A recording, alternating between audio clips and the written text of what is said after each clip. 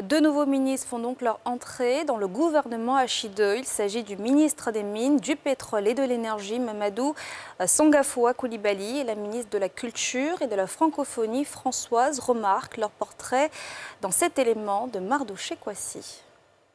Françoise Remarque est la nouvelle ministre de la Culture et de la Francophonie. Diplômée de l'École supérieure de commerce d'Abidjan, Françoise Le Guenou Remarque a débuté sa carrière en 1986 en tant que directrice de mission dans une entreprise privée à Paris. En 1992, elle décide de retourner dans son pays d'origine et entre chez Canal Horizon Côte d'Ivoire dès sa création.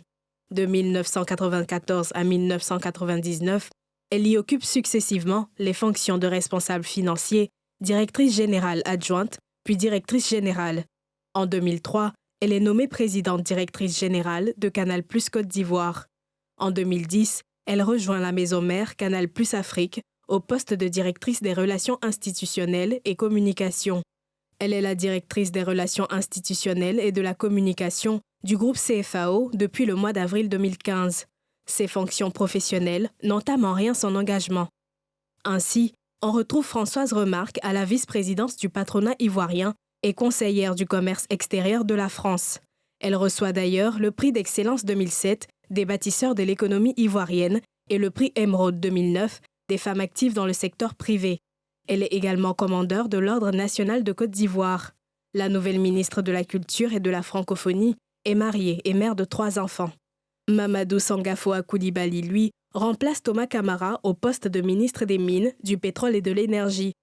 Après ses études en comptabilité et finance à l'Institut national supérieur de l'enseignement technique INSET, Mamadou Sangafoua Coulibaly débute sa carrière dans le privé. Il entame sa carrière dans l'administration publique en 2003, où il occupe jusqu'en 2010 les postes de directeur de cabinet adjoint du ministre de l'Agriculture, administrateur au Fonds de régulation et de contrôle café-cacao, commissaire du gouvernement au sein du Fonds interprofessionnel pour la recherche et le conseil agricole FIRCA, administrateur au Centre de démonstration et de promotion de technologie CDT et président du comité de gestion de l'Institut national de formation professionnelle agricole INFPA. En mars 2010, il est nommé ministre de l'Agriculture et du Développement rural, un poste qu'il occupe jusqu'à septembre 2019 où il est éjecté du gouvernement. Il revient donc au gouvernement près de 3 ans après son départ. Le nouveau ministre des Mines, du Pétrole et de l'Énergie est marié et père de 4 enfants.